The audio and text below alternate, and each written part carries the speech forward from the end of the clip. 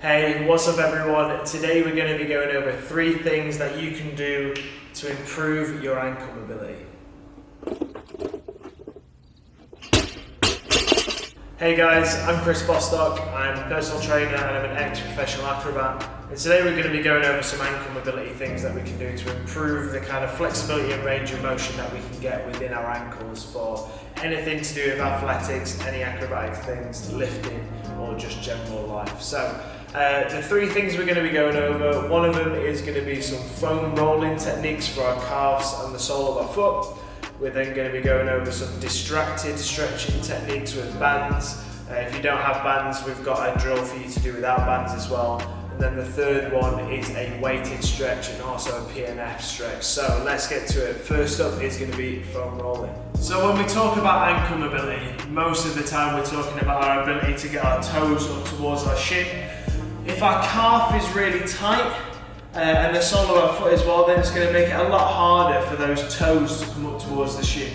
So we really want to kind of be able to release a little bit of the tension in the calf and allow it to move a little bit more freely. So that's where kind of foam rolling both our calf and our sole of our foot comes in really useful. Now, just foam rolling alone isn't going to increase your mobility. What it will do though in the short term is just help relax everything so you can get into a better position. So this is something that is definitely really useful for you to do at the start of sessions to just kind of get a little bit of a release on there. And 9 times out of 10, most people have really tight calves anyway. So definitely doing this kind of multiple times through the week or at the start of sessions is really important. So how are we going to do that?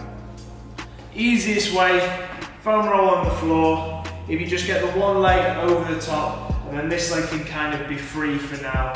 If you've got really tight calves, then this can be quite painful going through this, but we want to be rolling anywhere down to around the bottom of your Achilles, just before you get to your heel, all the way through the fleshy belly part of the muscle, up towards just the top of behind the knee. So from here, if you find this is quite tender, you can have this foot on the floor, base your hands behind you, and just slowly roll that leg backwards and forwards. If that feels quite tender, just doing that will be really useful. Otherwise, if it doesn't feel too bad, you can push your leg down into the foam roller as you're going backwards and forwards. So again, now I'm doing the same thing, but I'm pushing my foot down, and that's just increasing the tension a little bit. And then finally, what we can start to do is this base leg that was on the floor, we can wrap it over the top of the leg that's on the foam roller to add even more weight down, lift the bum off the floor and really go to town on it. So from here, I can cross that leg over, lift myself up, I can start rolling myself back and forwards as we go through. Now again, we're going all the way from the bottom all the way up to the top, but don't just go in a straight line up and down. We can start to kind of rotate that leg and hit around. I've found that one of the most, or one of the tightest spots is right up on the top outside of my calf. So that's a position that I really like to hit because that gets so much tension going on through there. So foam rolling the calf is amazing. You can also do some rotation with the ankle. So as you get down to kind of where the Achilles is, you can rotate that ankle around a little bit. And you can even rotate it as you're going backwards and forwards. And you'll find after you've done that for kind of 30 seconds to a minute, switch over a couple of times on each side, that calf is going to feel a lot softer and a lot easier to kind of get into positions. So that's the one for the calf. Next one up is hitting the sole of our foot. So the arches of the feet are one that a lot of people miss out on, and it's a really, really important one actually. I've found that rolling the calf is fantastic, but the underside of the foot is really, really useful for kind of just relaxing everything and allowing that knee to come over the ankle when we go down into squatting or just using the ankle more. So I've got a bar, but what you can do is use anything. You could be using a ball, either a lacrosse ball, tennis ball. Tennis ball can be a little bit soft, so potentially something a little bit stronger than that. But what you're going to be doing is a similar thing to your calf. You're just going to be rolling with your foot on top of the bar or ball, all the way from kind of just around where the heel is, all the way up to where the balls of the foot are. You just want to be on the fleshy part, so you'll know if you go a bit too high or a bit too low, you'll be starting to go on bone, it'll be a bit crunchy, so just stay in the middle part. And from here, all we're going to be doing is putting a little bit of weight on it to start off with, because this will feel very tender. Just rolling backwards and forwards, nice and steady.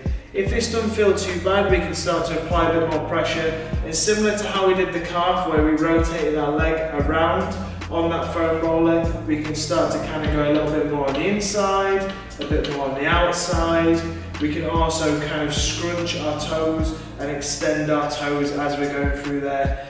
Try to find spots that feel very tender or kind of more acute, almost like there's little pockets of pain in there. And obviously if it's not hurting too much, apply a bit more pressure to that sore spot and just start to flex those toes backwards and forwards, crunching and extending them. And that will really, really help kind of release everything on the bottom of the foot.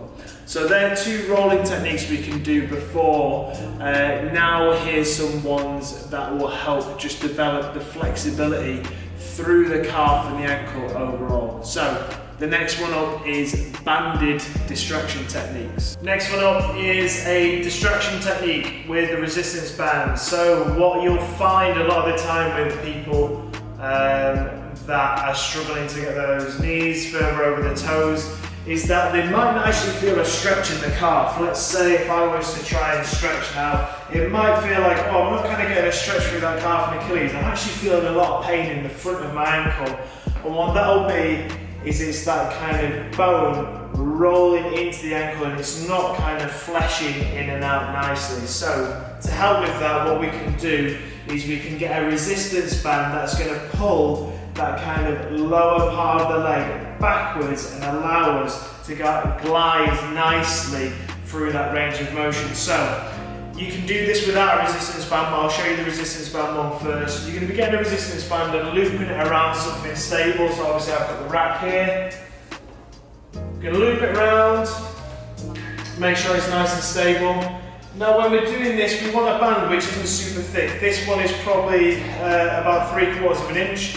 If you have one that's really, really thick, even though you can get more tension to pull that leg back, it doesn't sit in the right place. So what I'm going to do is get a thinner one so it sits in the right place, and I'll show you a bit zoomed in as well. But we're going to get this band and loop it around just under our bones on either side of the ankle. So it's sitting just above where the tongue of your shoes would be. It's going underneath the ankle, and then from there we can start to lean out forwards, get a bit of a lunge on. I like to go on something that's a bit raised just because I find more comfortable, but you can do it flat on the floor, so obviously slid up a little bit, but we can rearrange it when we get there. So I'm going to lean down, I'm going to loop this under, and now because this band is pulling my shin backwards, I'm able to lean over a little bit more, and I'm not feeling that kind of pinch in the ankle anymore. Instead, obviously you feel the pressure that this is putting on the leg, but you're not feeling that kind of uncomfortable pinch, and you're starting to able to feel a bit more of a stretch through the calf and your kind of Achilles going through there. So that's that with a band.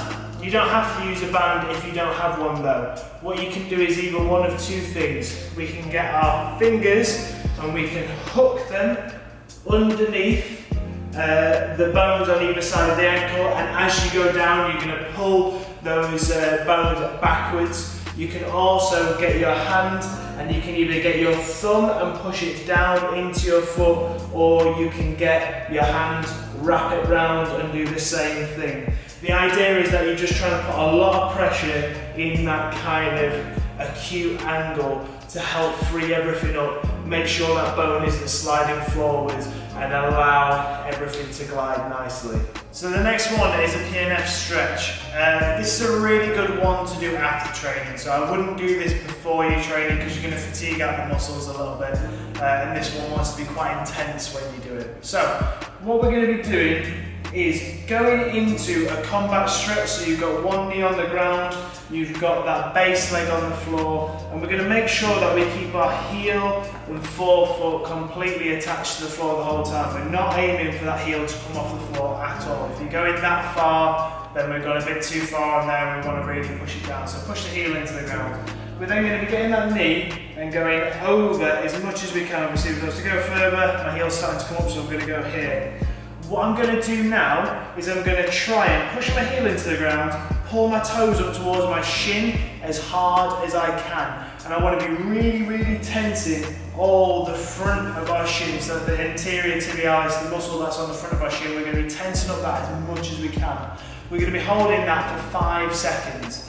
After you've done it for 5 seconds, what you're going to do is you're going to relax and then start to push that knee a little bit further over. And you're going to hold that for kind of another 5 or 10 seconds. In that new increased range, you're then going to do it again, where you're going to pull those toes up towards your shin for 5 seconds, and then relax and go a little bit further. And you're going to do that loop maybe 3 to 4 times. You can do it a few more times, but you'll find you'll get to a certain stage where you just kind of don't advance any further. So when you feel like you're not going further and you're just hitting the same spot, then have a little bit of a relax and go on to your other leg. So from here, I'm going to go down. This is about as far as I can go now without that heel coming off the floor. I'm going to start to pull my toes up towards my shin as hard as I can. 3, 4, 5. I'm going to relax and try and go a little bit further. And I only moved a tiny bit. There's a couple mil going through, so I'm going to hold this a little bit. And then from here, I'm going to now try and tense a little bit more. I'm going to pull those toes up. It doesn't look like they're moving, but I'm trying really hard to do it. 4, 5, I'm going to relax and go a little bit further, and every time you can see that it's just going a little bit further and further over. You can use your hands if you want to push down on top, and the other one we can do, which kind of links into this, is a weighted ankle stretch. So you can either do this as a static stretch where you're just holding and relaxing as much as you can and letting the muscles just stretch out, or you can do it as a weighted PMF stretch similar to that. So what you can do is get some form of weight. It doesn't have to be anything crazy. Obviously, if you were to get a heavier weight, then it's going to be a little bit harder. But from here, I know this looks mental with it being a massive weight, but we've only got a 32 kilo kettlebell in here, and I think that'll be quite heavy. But from here, I'm doing the same thing where I'm just allowing this weight to kind of push that knee down and give me a little bit more flex. Keeping the heel attached to the floor as best I can. And now, right now, I'm feeling a great stretch through my kind of Achilles and calf. And obviously I can do that PMF stretch as well, where I'm getting the toes being pulled up towards my shin, getting that tense on for 5 seconds with the weight, and then as I relax, that added weight is going to push you down even further. So that's 3 really good ones for you to get going. Before training, foam roll and roll the underside of your foot. You can also do a little bit of the distraction techniques as well. After training, to increase flexibility through more static or PMF style stretching, again you can do that banded distraction, or you could be doing these stretches where you're doing the PMF or static on the ankle. That's 3 ways to improve your ankle mobility. If you enjoyed this, please give me a little subscribe and a like, a bit of a comment down below. I'm wanting to put out a bunch more videos on YouTube now to do with kind of fitness, health and everything else. So if that's something you might be interested in, drop me a comment down below on any topics you'd like me to go over, and we'll hit them. Cool, see you later.